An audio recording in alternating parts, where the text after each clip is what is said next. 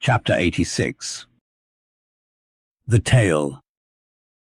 Other poets have warbled the praises of the soft eye of the antelope and the lovely plumage of the bird that never alights. Less celestial, I celebrate a tail. Reckoning the largest-sized sperm whale's tail to begin at that point of the trunk where it tapers to about the girth of a man, it comprises upon its upper surface alone an area of at least 50 square feet. The compact round body of its root expands into two broad, firm, flat palms or flukes, gradually shoaling away to less than an inch in thickness. At the crotch or junction, these flukes slightly overlap, then sideways recede from each other like wings, leaving a wide vacancy between.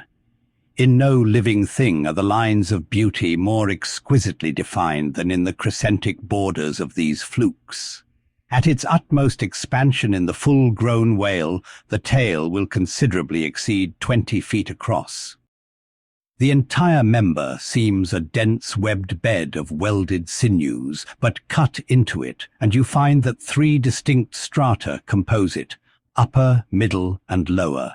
The fibers in the upper and lower layers are long and horizontal, those of the middle one very short and running crosswise between the outside layers. This triune structure, as much as anything else, imparts power to the tail. To the student of old Roman walls, the middle layer will furnish a curious parallel to the thin course of tiles, always alternating with the stone in those wonderful relics of the antique, and which undoubtedly contribute so much to the great strength of the masonry.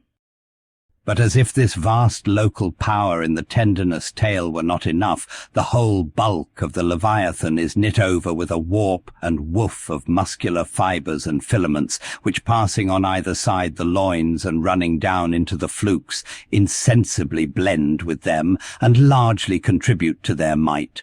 So that in the tail the confluent, measureless force of the whole whale seems concentrated to a point. Could annihilation occur to matter, this were the thing to do it.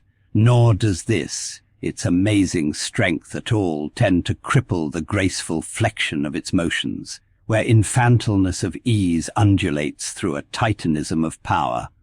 On the contrary, those motions derive their most appalling beauty from it. Real strength never impairs beauty or harmony, but it often bestows it. And in everything imposingly beautiful, strength has much to do with the magic. Take away the tied tendons that all over seem bursting from the marble in the carved Hercules, and its charm would be gone.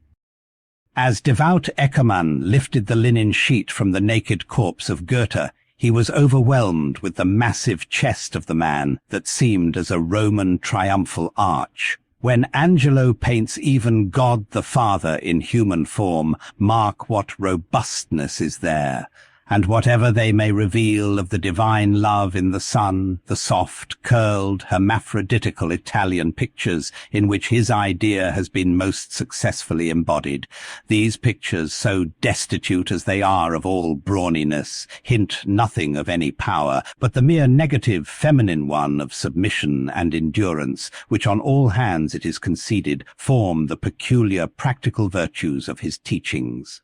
Such is the subtle elasticity of the organ I treat of, that whether wielded in sport, or in earnest, or in anger, whatever be the mood it be in, its flexions are invariably marked by exceeding grace.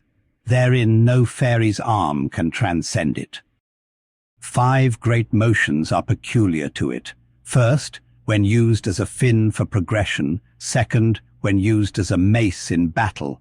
Third, in sweeping. Fourth, in lobtailing. Fifth, in peaking flukes. First, being horizontal in its position, the Leviathan's tail acts in a different manner from the tails of all other sea creatures. It never wriggles. In man or fish, wriggling is a sign of inferiority. To the whale, his tail is the sole means of propulsion. Scroll-wise, coiled forwards beneath the body and then rapidly sprung backwards, it is this which gives that singular darting, leaping motion to the monster when furiously swimming. His side fins only serve to steer by. Second, it is a little significant that while one sperm whale only fights another sperm whale with his head and jaw, nevertheless, in his conflicts with man, he chiefly and contemptuously uses his tail.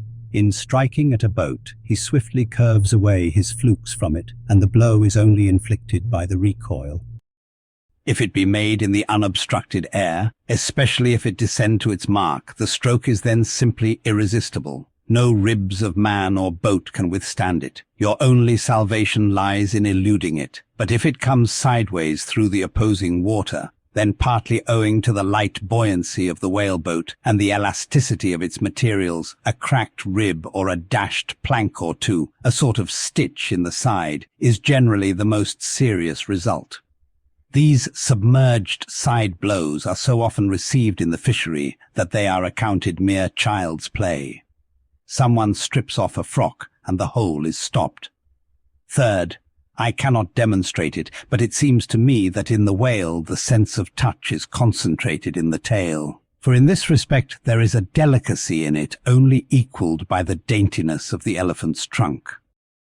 This delicacy is chiefly evinced in the action of sweeping, when in maidenly gentleness the whale with a certain soft slowness moves his immense flukes from side to side upon the surface of the sea, and if he feel but a sailor's whisker, woe to that sailor, whiskers and all. What tenderness there is in that preliminary touch! Had this tale any prehensile power, I should straightway bethink me of Darmanodi's elephant that so frequented the flower market, and with low salutations presented nosegays to damsels, and then caressed their zones. On more accounts than one, a pity it is that the whale does not possess this prehensile virtue in his tail. For I have heard of yet another elephant, that when wounded in the fight, curved round his trunk and extracted the dart. Fourth, stealing unawares upon the whale in the fancied security of the middle of solitary seas, you find him unbent from the vast corpulence of his dignity, and kitten-like, he plays on the ocean as if it were a hearth. But still you see his power in his play. The broad palms of his tail are flirted high into the air, then smiting the surface, the thunderous concussion resounds for miles. You would almost think a great gun had been discharged, and if you noticed the light wreath of vapour from the spiracle at his other extremity, you would think that that was the smoke from the touch-hole. Fifth, as in the ordinary floating posture of the Leviathan, the flukes lie considerably below the level of his back. They are then completely out of sight beneath the surface, but when he is about to plunge into the deeps, his entire flukes with at least 30 feet of his body are tossed erect in the air, and so remain vibrating a moment till they downwards shoot out of view. Excepting the sublime breach, somewhere else to be described, this peaking of the whale's flukes is perhaps the grandest sight to be seen in all animated nature. Out of the bottomless profundities, the gigantic tail seems spasmodically snatching at the highest heaven. So in dreams have I seen majestic Satan thrusting forth his tormented colossal claw from the flame Baltic of hell. But in gazing at such scenes, it is all in all what mood you are in. If in the Dantean the devils will occur to you, if in that of Isaiah the archangels. Standing at the masthead of my ship during a sunrise that crimsoned sky and sea, I once saw a large herd of whales in the east, all heading towards the sun, and for a moment vibrating in concert with peaked flukes. As it seemed to me at the time, such a grand embodiment of adoration of the gods was never beheld, even in Persia, the home of the fire-worshippers. As Ptolemy Philopater testified of the African elephant, I then testified of the whale, pronouncing him the most devout of all beings. For according to King Juba, the military elephants of antiquity often hailed the morning with their trunks uplifted in the profoundest silence. The chance comparison in this chapter between the whale and the elephant, so far as some aspects of the tail of the one and the trunk of the other are concerned, should not tend to place those two opposite organs on an equality, much less the creatures to which they respectively belong. For as the mightiest elephant is but a terrier to Leviathan, so, compared with Leviathan's tail, his trunk is but the stalk of a lily. The most direful blow from the elephant's trunk were as the playful tap of a fan, compared with the measureless crush and crash of the sperm whale's ponderous flukes, which in repeated instances have one after the other hurled entire boats with all their oars and crews into the air, very much as an Indian juggler tosses his balls. The more I consider this mighty tale, the more do I deplore my inability to express it. At times there are gestures in it which, though they would well grace the hand of man, remain wholly inexplicable. In an extensive herd, so remarkable, occasionally, are these mystic gestures that I have heard hunters who have declared them akin to Freemason signs and symbols, that the whale indeed by these methods intelligently conversed with the world. Nor are there wanting other motions of the whale in his general body, full of strangeness, and unaccountable to his most experienced assailant. Dissect him how I may, then, I but go skin deep. I know him not, and never will. But if I know not even the tail of this whale, how understand his head? Much more, how comprehend his face, when face he has none? Thou shalt see my back parts, my tail, he seems to say, but my face shall not be seen.